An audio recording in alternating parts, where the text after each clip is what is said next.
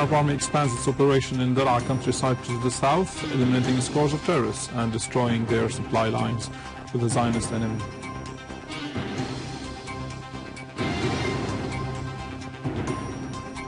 Egyptian and Libyan airstrikes eliminate scores of ISIL members in Deraa city. A Turkish opposition member of the parliament reveals that Erdogan secretly pays money to the Jewish lobby in Washington in a gesture of alliance with Israel.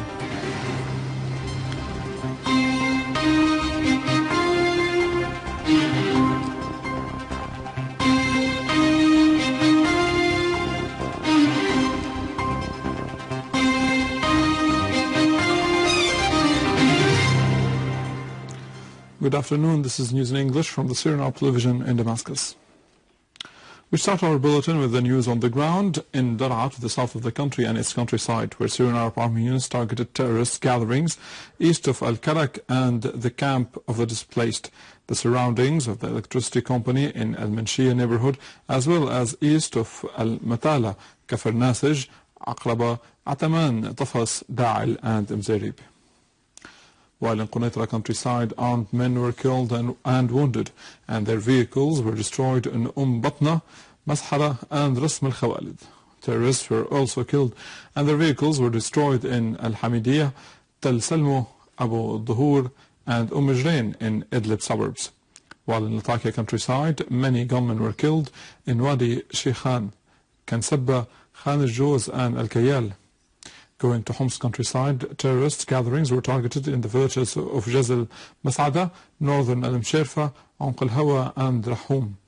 Others were killed in Al-Latamni and Al-Intisam in Hama countryside. In Hasaka countryside, Syrian Arab Army units killed and wounded a number of ISIL terrorists in the villages of Mafraq al-Siddiq and Al-Hawaz. Other Syrian Arab Army units carried out successful operations, inflicting on ISIL terrorists huge losses in men and material in the villages of Al-Majdal. 8 people have been killed and 36 others injured when missiles and mortar shells hit Aleppo residential areas. A police command source said that the shells were fired from Bani Zayd and Bustan al-Basha, targeting Al-Mugambo, Al-Aziziyah, Al-Hamadaniya and Al-Zahra neighborhoods, as well as the Nile and Jashrin streets. Material damage, the source added, was inflicted on a number of houses, shops and cars, while in Deraa, 10 mortar shells were fired by terrorists on residential quarters on the city, causing material damage to properties. The United Nations envoy to Syria, Staffan de Mistura, is due to submit his report to the United Nations Security Council today on his efforts to find a solution to the crisis in Syria. During his recent visit to Damascus, de Mistura affirmed that the only solution to the crisis in Syria should be political, and that ISIL is the only side that benefits from the current situation due to the lack of solution. It is like a monster that waits for the crisis to continue in order to take advantage of the situation, according to de Mistura.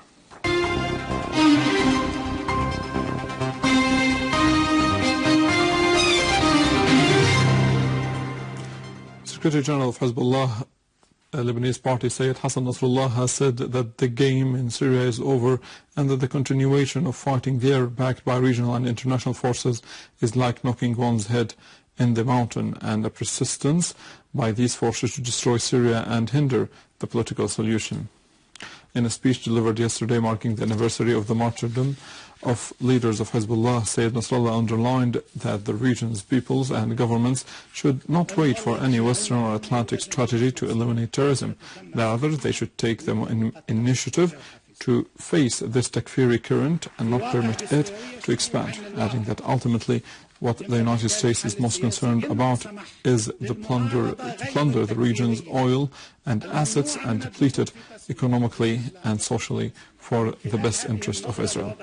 Nasrullah further called upon the region's peoples and governments to collectively work to defeat ISIS and those who stand behind it, considering that the strategy adopted by the West against this terrorist organization has proved to be a failure one, and that it is evidence that the West has no sincere and honest intention to eliminate it. Said Nasrullah went on to say that the reality on the ground and battlefield, let alone the historical and geographical facts, would not tolerate Lebanon to disassociate itself from the region's crisis, as some claim, pointing out the destiny of all the region states is to be made in this region as a whole and not by one country, adding that he who wishes to determine Lebanon's fate should be present regarding the region's fate.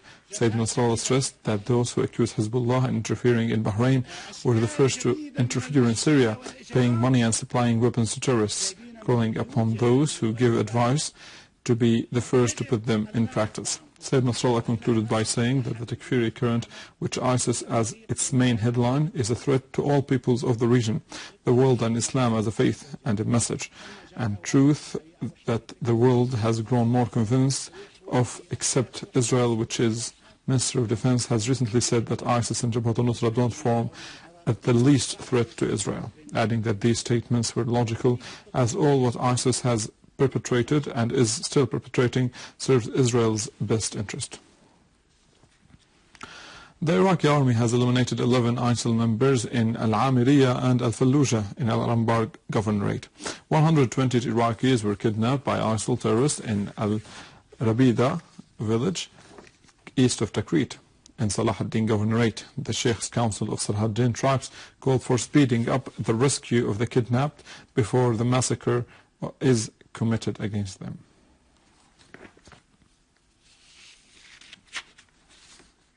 Seven airstrikes have been launched by Libyan and Egyptian aircrafts on ISIL positions in the Libyan city of Deraa, killing and wounding scores of ISIL terrorists. According to special sources quoted by the Libyan news media, the terrorist Ansar al-Sharia group, which pledged allegiance to ISIL 3 months ago, kidnapped at least 35 Egyptians in various parts of the country yesterday. Libyan Prime Minister Abdullah Thani has called on the United Nations Security Council and the international community to lift the embargo imposed on providing Libyan army with weapons, asking for rendering logistic and military support to the army in its confrontations with terrorism. Al-Thani said terrorism has no home and ISIL's slaughtering of 21 Egyptians will not go unpunished.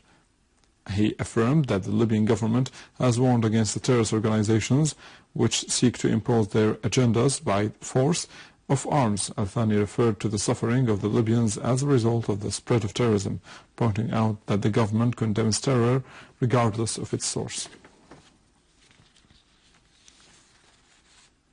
The Turkish parliamentary representative of the main opposition Republican People's Party in Turkey, Aykut Erdogan, revealed that Recep Tayyip Erdogan, who pretends to be an advocate of Palestinian rights and Palestinian people, had secretly paid more than $68 million to the Jewish lobby in the United States in order to satisfy Washington by showing loyalty to its ally in the region, Israel.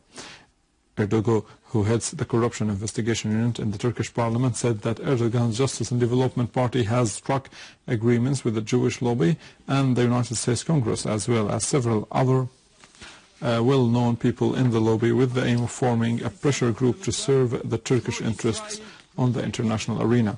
Erdogan also criticized the policy of Justice and Development government, which claim opposing Israel while it secretly rushes to the United States to show itself as a supporter of Israel.